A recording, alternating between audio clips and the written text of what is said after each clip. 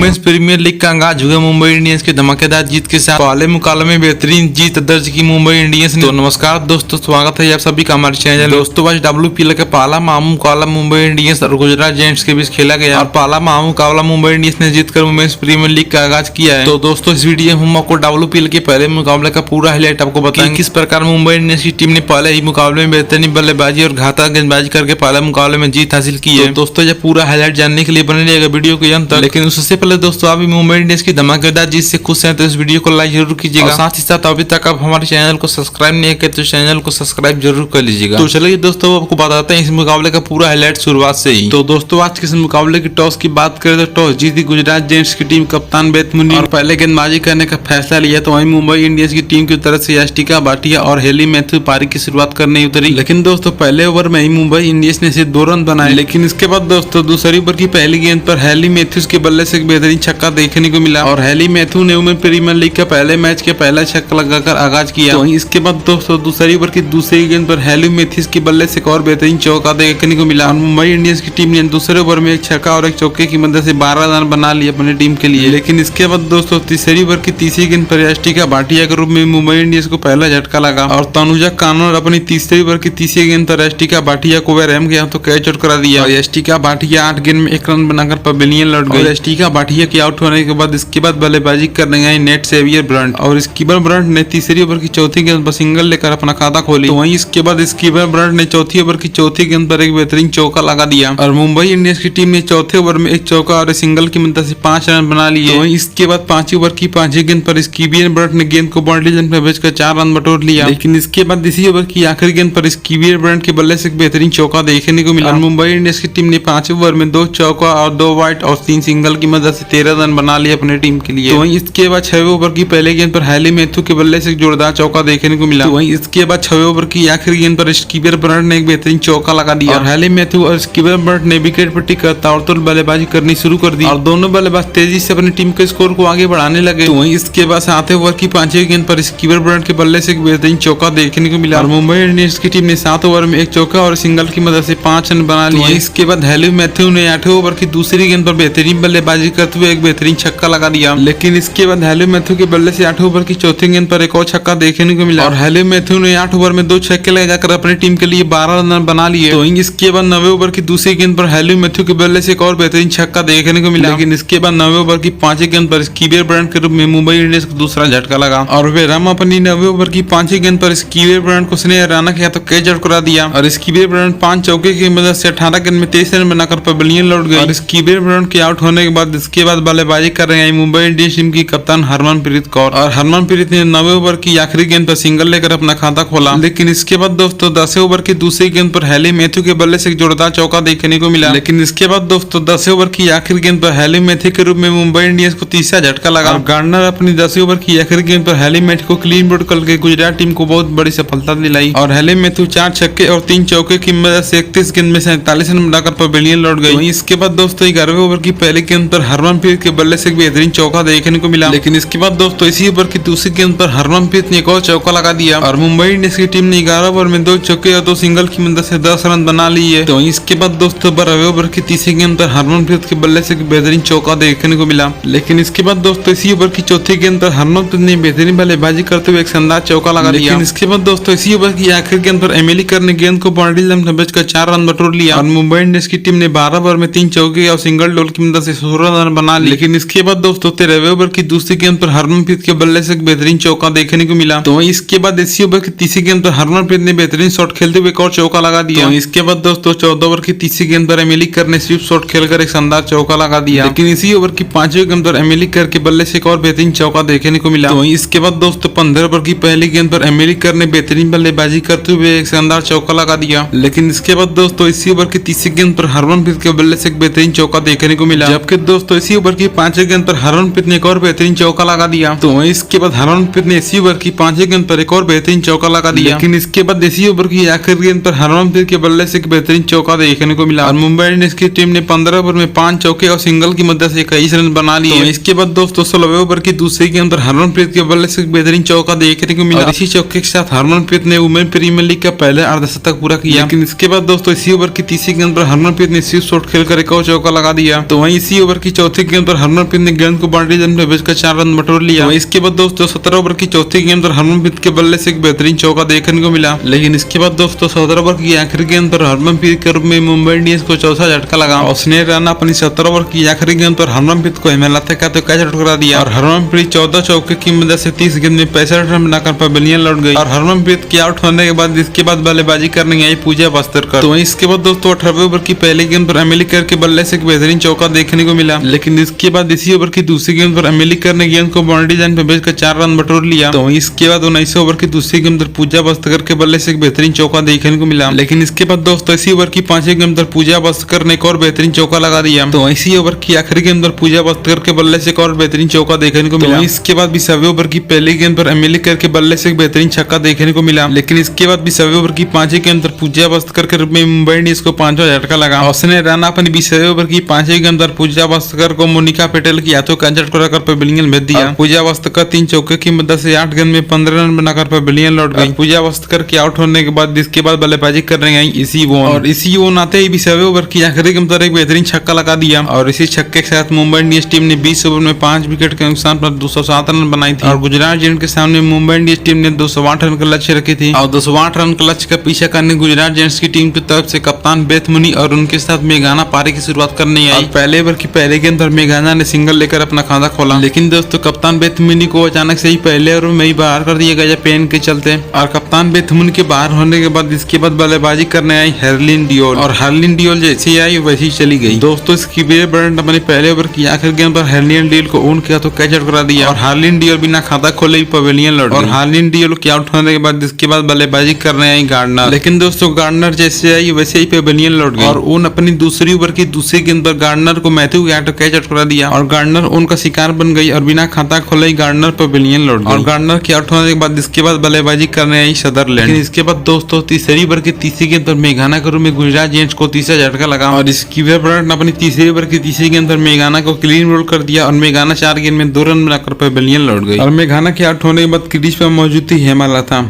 लेकिन इसके बाद दोस्तों 5वीं ओवर की चौथी गेंद पर गुजरात जेंट्स को सदरलैंड के रूप में चौथा झटका लगा और शेखर साकी अपनी 5वीं ओवर की चौथी गेंद में सदरलैंड को क्लीन बोल्ड कर दिया और सदरलैंड 14 गेंद में 6 रन बनाकर पवेलियन लौट गई। और सदरलैंड के आउट होने के बाद इसके बाद बल्लेबाजी करने आई विरहम और विरहम आते ही 5वीं ओवर की 5वीं गेंद पर एक बेहतरीन चौका लगा दिया। वहीं इसके बाद 7वें ओवर की दूसरी गेंद पर विरहम के बल्ले से एक बेहतरीन चौका देखने को मिला। लेकिन इसके बाद दोस्तों शेखर साकी अपनी 7वें ओवर की 5वीं गेंद पर विरहम को क्लीन बोल्ड कर दिया। विरहम 2 चौके की मदद से 11 गेंद में 8 रन बनाकर शेखर साकी की शिकार बनी और सीधा पवेलियन लौट गई। और विरहम की आउट होने के बाद इसके बाद बल्लेबाजी करने आई स्नेह राणा। लेकिन इसके बाद दोस्तों अमेलिकर अपनी 8वीं ओवर की पहली गेंद बाद स्नेह राणा को एलबीडब्ल्यू आउट कर दिया। हालांकि दोस्तों स्नेह राणा ने रिव्यू लिया था लेकिन वो रिव्यू बेकार गया। स्नेह राणा 2 गेंद में 12 रन बनाकर पवेलियन लौट गई। और स्नेह राणा की आउट होने के बाद इसके बाद बल्लेबाजी करने आई तनुजा कानवर। लेकिन दोस्तों तनुजा कानवर जैसे ही आई वैसे ही पवेलियन लौट गई। और एमिलियाकर अपनी 8वीं ओवर की चौथी गेंद पर तनुजा कानवर को स्कीवियर ब्रांड के हाथों कैच आउट करा दिया। तनुजा कानवर 3 गेंद खेलकर बिना रन ही बनाए पवेलियन लौट गई। तनुजा कानवर के आउट होने के बाद क्रीज पर मौजूद थी मानसी जोशी। तो इसके बाद दोस्तों 10वें ओवर की दूसरी गेंद पर हेमलता के बल्ले से बेहतरीन छक्का देखने को मिला। तो इसके बाद दोस्तों इसी ओवर की आखिरी गेंद पर हेमलता ने गेंद को बाउंड्री लाइन पर भेजकर 4 रन बटोर लिया। तो इसके बाद 11वें ओवर की चौथी गेंद पर हेमलता के बल्ले से जोरदार छक्का देखने को मिला। लेकिन इसके बाद 13वें ओवर की चौथी गेंद पर मानसी जोशी के रूप में गुजरात जेंट्स को 8वां झटका लगा। शेखर इसाक अपनी 13वें ओवर की चौथी गेंद पर मानसी जोशी को एलबीडब्ल्यू आउट कर दिया और मानसी जोशी 19 गेंद में 6 रन बनाकर पवेलियन लौट गई। और मानसी जोशी की आउट होने के बाद इसके बाद बल्लेबाजी करने आई मोनिका पटेल। और इसके बाद 14वें ओवर की तीसरी गेंद पर मोनिका पटेल के बल्ले से एक बेहतरीन चौका देखने को मिला। तो इसके बाद 15वें ओवर की दूसरी गेंद पर मोनिका पटेल ने गेंद को बाउंड्री लाइन पर भेजकर 4 रन बटोर लिया। लेकिन इसके बाद शेखर इसाकी ने अपनी 16वें ओवर की पहली गेंद पर मोनिका पटेल को क्लीन बोल्ड कर दिया और मोनिका पटेल 2 चौके की मदद से 9 गेंद में 10 रन बनाकर पवेलियन लौट गई। और दोस्तों गुजरात जेंट्स की पूरी टीम केवल 64 रन ही बना पाई। पहले ही मुकाबले में मुंबई इंडियंस ने 143 रन से धमाकेदार जीत दर्ज की। पहले मुकाबले की जीत के साथ WPL का बेहतरीन आगाज किया है। तो दोस्तों आप सभी को क्या लगता है कि मुंबई इंडियंस किस खिलाड़ी वजह से मुकाबला जीती है? कमेंट करके हम जरूर बताइएगा।